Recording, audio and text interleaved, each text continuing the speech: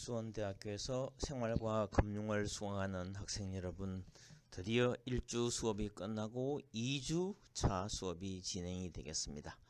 자, 2주차에는 우리 교과서에 있는 제2장 정권금융과 발행시장이라는 타이틀을 갖고 공부를 해 보도록 하겠습니다.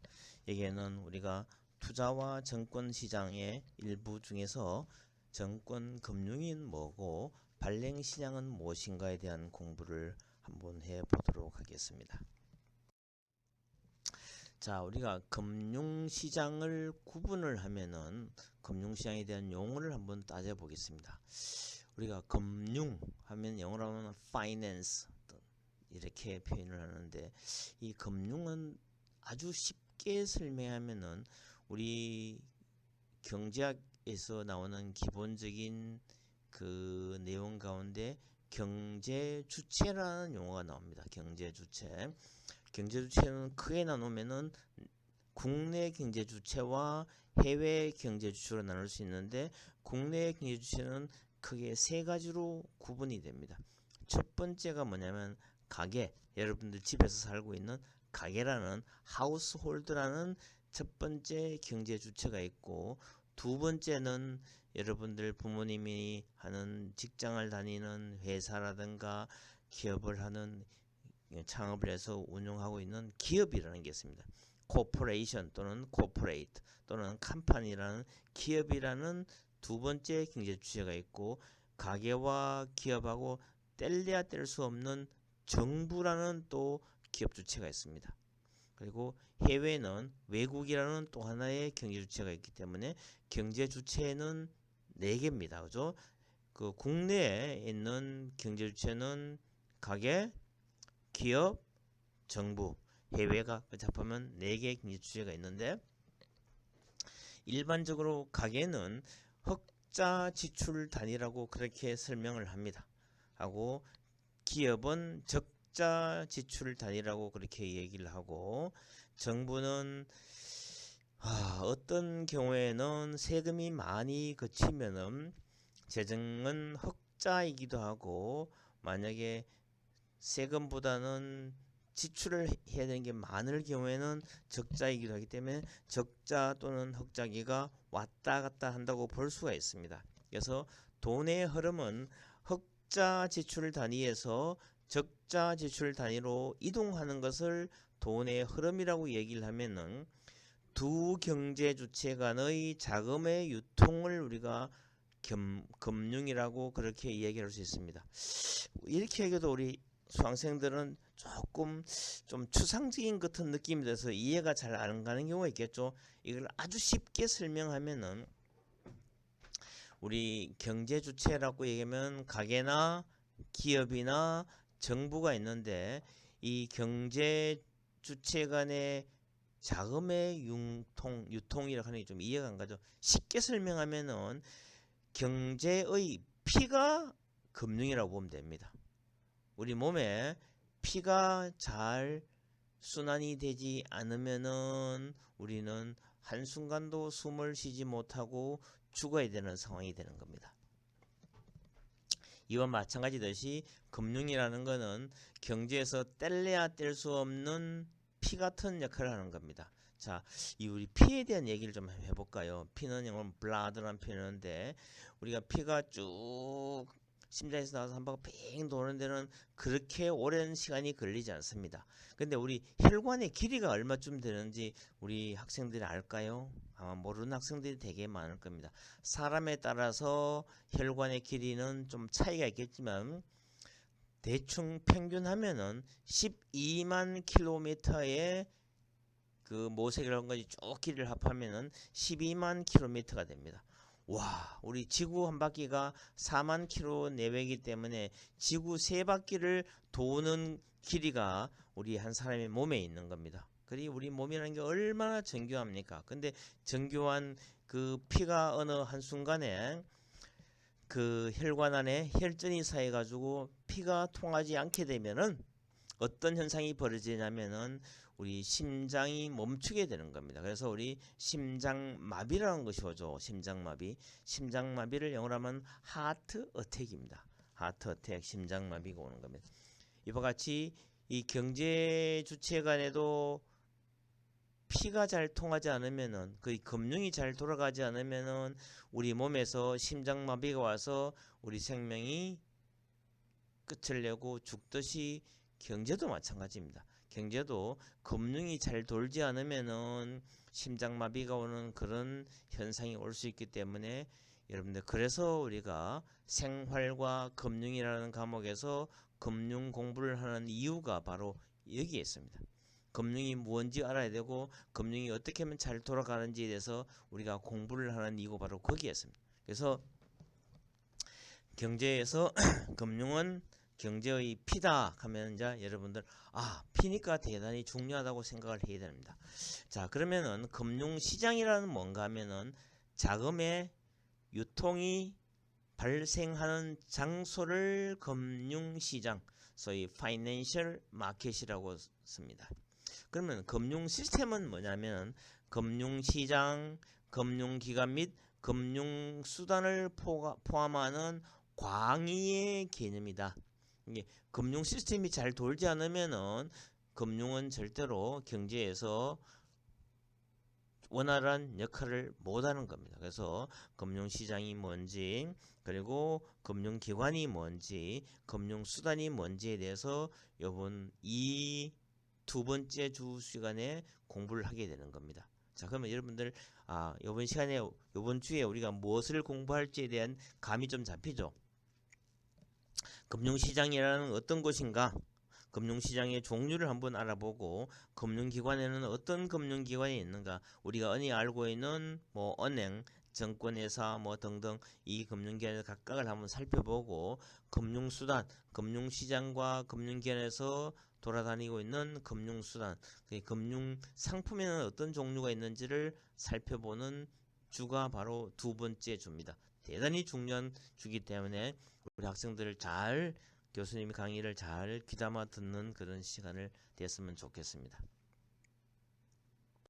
자, 그러면 금융시장은 크게 나누면은 직접 금융시장과 간접 금융시장으로 나눌 수가 있습니다. 직접 금융시장과 간접 금융시장으로 나눌 수가 있습니다. 자, 그러면 직접 하면 direct financial market이고, 간접 금융시장은 indirect financial market이라고 씁니다. 자, 직접 금융시장은 자금의 수요자와 공급자가 직접 자금을 거래하는 시장을 직접 금융시장이라고 설명할 수 있습니다. 그러면 간접 금융시장은 뭐냐면은 금융중개기관이 자금의 수요자와 공급자 사이에서 중개자 역할을 함으로써 금융거래가 이루어지는 시장이다. 이렇게 좀 어렵게 설명을 하면은 이해하기 어렵겠죠. 아주 쉽게 설명하면은 우리가 돈이 필요한 사람이 있으면은 우리가 은행에 가서 대출을 받으면 돈이 필요한 사람은 대출을 쓸 수 있고, 우리 돈이 여유가 있는 사람은 은행에 우리가 예금을 해서 그 모아둔 예금을 갖고 돈이 필요한 사람한테 돈을 빌려주는, 이래되면 돈을 여유가 있는 사람이, 공급자는 은행에 예금이라는 형태를 통해서 은행에 맡기고, 그 맡기는 그 돈을 갖고 자금이 필요한 사람에게 돈을 빌려주는 금융기관 역할을 은행이 하는 겁니다. 이와 같이 중간에 금융기관을 끼워서 돈이 흘러가도록 하는 것을 간접금융시장이라고 이야기한다. 그러면 우리 간접금융시장의 가장 대표적인 금융기관이 은행이라는 걸 통해서 하는 거죠. 그래서 다시 한번 정의를 읽어보면은 금융중개기관이 자금의 수요자와 공급자 사이에서 중개자 역할을 함으로써 금융거래가 이루어지는 시장이다. 이렇게 어렵게 설명받아도 은행을 통해서 우리가 돈이 필요한 사람과 돈의 여유가 있는 사람이 돈을 우리가 융통을 하고 빌려주는 그런 시장을 간접금융시장이라, 그렇게 이해하면 쉽게 이해할 수 있는 거죠. 그러면 직접금융시장은 뭐냐면 은행이라는 그 금융기관을 통하지 않고 직접 공급자하고 수요자의 자금이 이루어지는, 거래가 이루어지는 시장이다. 자, 이거를 좀 구체적으로 얘기하면은 A라는 상장 회사가 있습니다. 상장 기업이 유상증자를 통해서 100억 원이라는 주식을 발행을 합니다. 발행을 하면은 우리 투자가들이 그 주식을 인수를 해줌으로써 그 기업은 소위 자금을 조달하게 되죠. 그래서 여기서 보면은 우리 투자가들이 공급자가 되고 결국은 주식 상장 기업은 그 주식을 발행을 하면서 자금을 조달하는 수요자가 되는 겁니다. 이와 같이 금융기관을 끼지 않고 다이렉트로 주식이나 채권을 발행을 해서 자금을 조달하는 이런 시장을 직접금융시장이라고 한다. 다시 한번 쉽게 설명하면 간접금융시장은 은행이라는 금융기관을 통해서 우리가 자금을 조달하는 일련의 시장을 간접금융시장이라고 한다면, 직접금융시장은 어떤 기업이 주식이나 채권을 발행을 해서 자금을 조달하는 시장이다. 이런 경우에는 은행 등 금융기관을 끼지 않고 직접 하기 때문에 직접금융시장이라고 한다. 그렇게 이해하면 쉽게 이야기할 겁니다. 자, 그러면은 금융시장의 구분을 보면은 이와 같이 직접금융시장, 간접금융시장을 구분하는 방법이 있는가 하면, 또 다른 방법으로서는 자본시장과 화폐시장을 우리가 단기금융시장이라고 이렇게 설명을 합니다. 단기금융시장이라고 하는데, 자, 여기서 한번 보겠습니다. 자, 자본시장을 우리 영어로 하면은 캐피털 마켓이라는 표현을 쓰고, 화폐시장, 단기금융시장은 마니마켓이라는 표현을 씁니다. 마니마켓. 그럼 제일 처음에 마니마켓을 한번 살펴보겠습니다. 자, 우리 슬라이드에 보면은 우측 상단에 금융시장은 직접 금융시장이 있고, 그 다음에 간접 금융시장이 있고, 자, 그 다음에 직접 금융시장 안에 화폐시장, 자본시장, 파생시장 이렇게 또 세 가지를 나누죠. 그리고 자본시장 안에는 주식시장, 채권시장으로 이렇게 나눌 수 있습니다. 자, 그러면 제일 처음에 위에 있는 화폐시장이 뭔지를 한번 살펴보겠습니다. 화폐시장이라는 단기 금융시장을 얘기하는데, 이거는 만기 1년 이내에 단기 자금이 거래되는 시장을 우리가 화폐시장이라고 얘기합니다. 일시적 자금의 과부족 상태를 해소하기 위해서 거래되는 시장을 이야기를 합니다. 유동성이 높고 부도 위험이 상대적으로 낮습니다. 유동성이 높고 부도 리스크가 상대적으로 낮다고 볼 수 있는 겁니다. 자, 두 번째, 자본시장이라는 뭐냐 하면은 만기가 1년 이상의 장기 자금을 조달하는데 활용되는 시장을 우리가 자본시장, 캐피털 마켓이라고 얘기합니다. 그에게 장기 자본을 안정적으로 조달하기 위해서 거래되는 시장을 우리가 자본시장, 캐피털 마켓이라고 그렇게 표현합니다. 자, 그러면 그 다음에 파생상품 시장은 또 뭐냐면, 이거는 데리버티브 마켓인데, 금융상품과 가격 변동 위험과 신용 위험 등을 관리하기 위한 수단인 파생상품을 거래하는 시장입니다. 우리나라에서 가장 대표적으로 많이 거래되고 있는 파생상품은 선물, 퓨처스, 그리고 옵션. 우리나라의 1995년도에 파생상품인 선물 시장이 우리나라에 도입이 되었고, 96년도에는 옵션 시장이 우리나라에 도입이 되었습니다. 요즘은 92년도 미국 연수 가서 파생상품인 선물과 옵션을 그때 공부를 하고 와서 95년도에 우리나라에 제일 처음으로 도입된 선물 거래 상담사라는 자격을 교수님은 그 당시 증권회사의 간부로 있으면서 취득을 한 적이 있습니다. 그때 참 다행스러운지 우리 증권회사에 있는 중견 간부들을 모아서 연수를 시키고 시험을 쳤는데, 교수님이 이름이 기억으로 시작되죠. 그죠?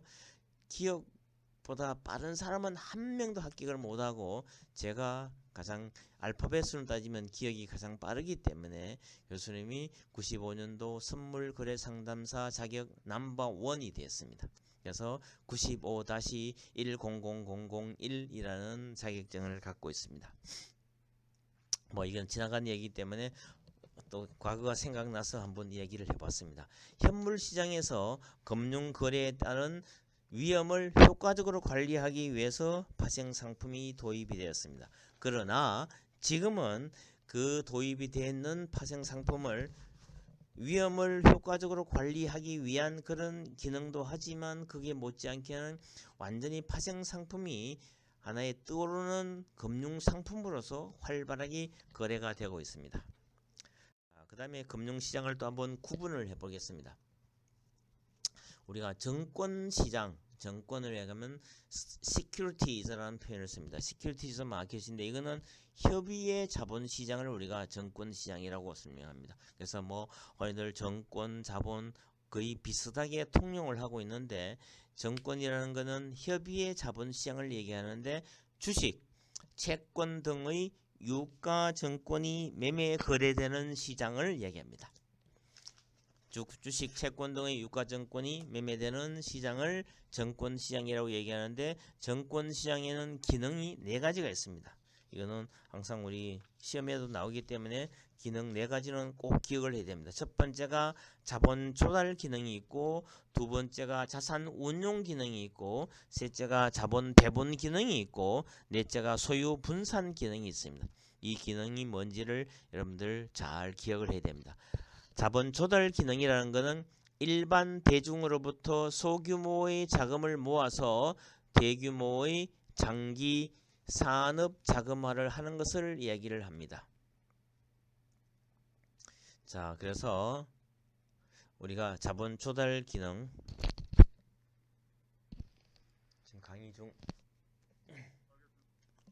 자, 자본 조달 기능이라는 게 있습니다. 그래서 일반 대중으로부터 소규모의 자금을 모아서 대규모의 장기 산업 자금화를 하는 것을 자본 조달 기능이라고 한다면은 자산 운용 기능은 투자자들의 자산 운용을 위한 투자 시장의 역할을 한다 이거죠. 그다음에 자본 배분 기능은 투자 자금이 수익성과 성장성이 높은 기업으로 집중되어서 자본의 효율적 배분이 이루어지는 것을 얘기합니다. 그다음에 소유 분산 기능은 주식 소유의 대중화를 통해서 기업의 소유와 경영이 분리되고 소득 재분배를 통한 정권 자본주의가 실현되는 이런 기능. 정권 시장의 기능은 첫째 자본 조달 기능, 둘째는 자산 운용 기능, 셋째는 자본 배분 기능, 넷째는 소유 분산 기능. 이 4가지 기능이 있다는 것도 여러분들 잘 기억을 했으면 좋겠습니다. 자, 그 다음에 금융수단은 Financial Instrument라는 것은 채무를 화폐 단위로 표시한 정서를 우리가 금융수단이라고 얘기합니다. 이거는 자금의 차입자, 정서의 소유자로 이렇게 나눠볼 수 있는데 금융자산의 특성을 따져보면은 이 3가지 특성이 대단히 중요합니다. 수익성이 있어야 되고 위험성도 있고 유동성도 있는 겁니다. 수익성이라는 것은 일정 기간 금융자산을 보유함으로써 얻는 소득과 자본 이득에서 금융자산의 매매 및 보유에 따른 재비용을 차감한 수익의 크기를 얘기합니다. 자, 일정 기간 금융자산을 보유하면서 얻는 소득 얘기하면은 자, 채권 같은 경우는 일정 기간을 보유하면은 우리는 채권 이자가 발생됩니다. 그리고 주식 경우에는 일정 기간 보유를 하게 되면은 그 배당을 하는 기간의 기준 날짜에 그 주식을 보유하게 되면 배당도 받을 수 있고, 주식은 또 주가가 올라가면은 수익이 발생도 할 수 있겠지만 주가가 내려가면은 손실도 발생될 수 있는 겁니다. 그래서 수익성이라는 게 항상 존재를 하고, 둘째 위험성이라는 게 있습니다. 금융자산을 보유하는 데 따른 손실 발생 가능성이 항상 수반하는 겁니다. 크게 채무 불이행 위험도, 만약에 만기가 됐는데도 불구하고 그 채권을 발행하는 그 주체가 원금을 상환을 못하는 경우에 채무 불이행 위험이 발생하는 겁니다. 그리고 시장 위험도 발생합니다. 시장 위험이라는 개념은 뭐냐면은 채권 시장을 예를 들면은 채권 시장에서 금리가 올라가면은 채권 가격이 떨어집니다. 그 반대로 금리가 내려가면은 채권 가격이 올라가는 거. 이 시장의 금리의 변동에 따라서 그리고 여러 가지 시장에는 변동에 따른 위험이 있는 겁니다. 이와 같이 이런 위험성도 있다는 사실을 기억을 해야 됩니다. 그럼 유동성이라는 건 원금 손실 없이 불편이나 거래 비용을 수반하지 않고 현금화를 할 수 있는 정도. 예를 들면은 채권 같은 경우에는 거래가 활발히 안 되는 경우가 있기 때문에 항상 원금을 보존을 받기가 쉽지 않을 수도 있는 겁니다. 자, 그래서 항상 이거는 유동성이라는 건 주식도 삼성전자 같은 주식은 하루에 엄청난 많은 수량과 많은 금액이 들어있기 때문에 항상 시장에서 우리가 현금화를 할 수 있는 겁니다. 그러나 어떤 중소기업 같은 경우에는 하루에 거래되는 주식수가 몇백 주, 몇천 주밖에 안 되는 경우에는 이런 경우에는 소위 본인이 갖고 있는 주식을 현금화를 하려고 해도 잘 팔리지가 않는 경우가 있습니다. 이와 같이 수익성, 위험성, 유동성이라는 금융자산의 특성도 여러분들 잘 기억을 했으면 좋겠습니다. 자, 그 다음에 금융수단 가운데 단기 금융 상품을 한번 살펴보도록 하겠습니다. 여기에는 몇 가지가 있는데 특히 기업음이 뭐고 양도성 예금 정서가 뭐고 RP가 뭐고 통화안정증권이 뭐고 콜론이 뭐고 콜머니가 뭔지를 간단히 한번 살펴보도록 하겠습니다. 우리 교과서에는 35페이지에 나옵니다. 자, 기업음을 우리가 CP라는 표현을 씁니다. Commercial Paper라는 표현을 썼는데 이건 상거래와 관계없이 신용 상태가 양호한 기업들이 단기 자금을 조달할 목적으로 발행하는 융통음을 얘기합니다. 융통음을 우리가 CP Commercial Paper라는 표현을 씁니다. Commercial Paper. 자, 상거래와 관계없이 자금 조달을 하기 위해서 발행하는 음이 융통음입니다. 자, 음에는 융통음이 있는가 하면은 상거래와 관계 있기 때문에 발행하는 음을 우리가 진성음이라는 표현을 씁니다. 융통음과 진성음은 우리가 상거래하면서 돈을 주고받고 할 때 발행하는 상거래와 관련되어서 발행하는 음은 우리가 진성음이라는 표현을 쓰고 상거래 관련 없이 자금 조달을 위해서 발행하는 음은 융통음이다. 그렇게 이해하면 됩니다. 둘째, 양도성 예금 정서 Certificate of Deposit CD라고 흔히들 얘기를 많이 합니다. 정기 예금에 유동성을 부여해서 양도가 가능한 정기 예금 정서를 우리가 CD라고 얘기합니다. 자, CD를 발행하는 방법은 두 가지 방법으로 발행을 합니다. 하나는 양도성 예금 정서로 발행을 하는 정서형의 발행 방법이 있는가 하면은 우리가 은행 가서 예금을 하면은 예금 통장을 발급해 주죠. 양도성 예금 정서도 통장식으로 발행하는 그런 게 있습니다. 그래서 여러분들 나중에 금융기관에 근무하게 되면은 CD는 되게 리스크가 큽니다. 만기가 되기 전까지는 이 양도성 예금 정서를 받았을 때 이게 진품인지 아닌지 잘 모를 수 있기 때문에 양도성 예금 정서를 만약에 여러분들이 투자를 한다 생각하면 가능하면은 예금 정서 형태가 아닌 통장식으로 발행을 받는 것이 좋다라고 얘기합니다. 이게 재미있는 에피소드 하나 얘기하자면은 한참 전에 이거는 신문에 나오는 사건입니다. 모 은행에 있는 직원이 그 어떤 고객이 50억짜리 양도성 예금 정서를 2개를 발행해서 자기 개인 금고에 보관했는데 이 직원들이 어떻게 했는지 그 금고를 열고 그 정서를 갖고 와서 칼라를 복사해서 칼라 복사했는 거를 개인 금고에 이어두고 그거를 융통을 해서 돈을 현금화해서 어떤 그런 사건이 발생되었습니다. 만기가 돼서 그 주인은 금고를 열고 양도선 예금정서를 갖고 가서 떡 얘기를 하니까 이거는 가짜가 돼서 은행 한번 발칵 뒤집인 사건이 있었습니다. 결국은 그 은행 직원들은 나중에 법적인 책임을 당했지만 항상 이런 금융기관에는 항상 사고가 발생될 수 있기 때문에 그 리스크에 대해서 항상 신경을 써야 되는 겁니다. 그 다음에 환매 조건부 채권이라는 게 있습니다. RP라는 건데 금융기관이 일정 기간 후 확정 금리를 보태어 되사주는 조건, 리퍼치스 다시 사주는 겁니다. 발행하는 채권을 RP라고 합니다. RP. 그다음에 통화안정증권은 BOK, 한국은행이 시중의 통화량을 조절할 목적으로 한국은행이 발행하는 단기증권을 통화안정증권이라고 합니다. 이건 자금 조달 목적이 아니고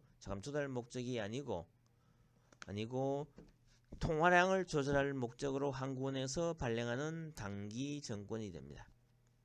자, 그 다음에 콜론, 콜머니, 콜 시장이라는 게 있습니다. 금융기관들 사이에 일시적인 자금의 과부족을 조절하기 위해서 하루 내지 며칠간 단기적으로 자금을 거래하는 시장을 우리가 콜 시장 합니다. 콜 시장. 콜론은 단기간에 금융기관께 돈을 빌려주는 게 콜론이고 콜모니는 돈을 빌리는 겁니다. 이와 같이 콜 시장 그리고 통화안정증권, RP, CD, CP 이런 것이 가장 대표적인 단기 금융 상품이 되겠습니다. 자, 그 다음에 우리가 장기 금융 수단으로서는 주식과 채권을 볼 수 있습니다. 주식과 채권. 자, 주식이라는 건 스톡이라는 표현을 쓰고 채권은 본드라는 표현을 씁니다. 기업이 자기 자본 조달을 위해서 발행하는 유가증권을 얘기합니다. 이거는 보통주와 우선주가 있는데 다음 주에 가면은 우리가 유통시장에 들어가면은 주식에 대해서 좀 더 구체적으로 얘기했지만 우리가 여기서 기본 컨셉은 기업이 자기 자본 조달을 위해서 발행하는 유가증권을 우리가 주식이라고 얘기한다. 주식. 그러면 주식을 한 주 할 때는 share, 1주 하면 10 shares라는 표현을 씁니다. 스톡과 쉐어즈라는 개념도 여러분들 알아두면 돼요. 주식은 스톡이라는 표현을 씁니다.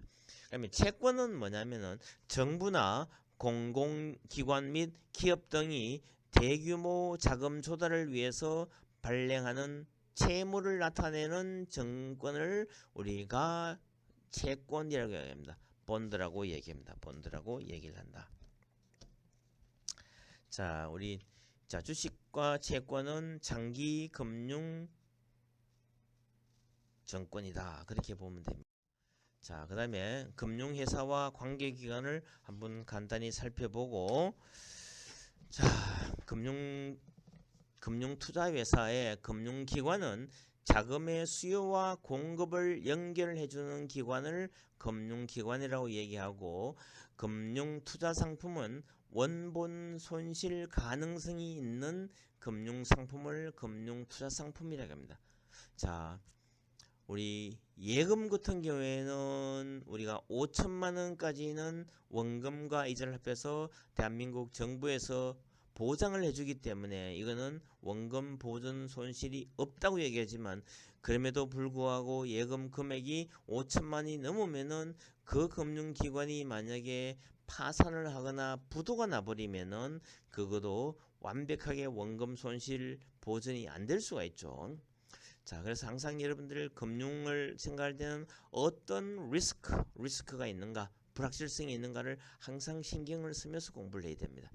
그 다음에 금융투자회사는 이익을 얻을 목적으로 6가지의 기본 업무 중 하나에 해당하는 업무를 수행하는 회사를 금융투자회사라고 얘기합니다. 자, 금융투자회사의 6가지 기본 업무는 투자 매매업, 투자 중개업, 그 다음에 집합투자업, 투자 자문업, 그 다음에 투자 일임업, 신탁업. 이게 금융투자회사가 하는 6가지의 기본 업무라는 사실을 꼭 잘 기억을 해야 됩니다.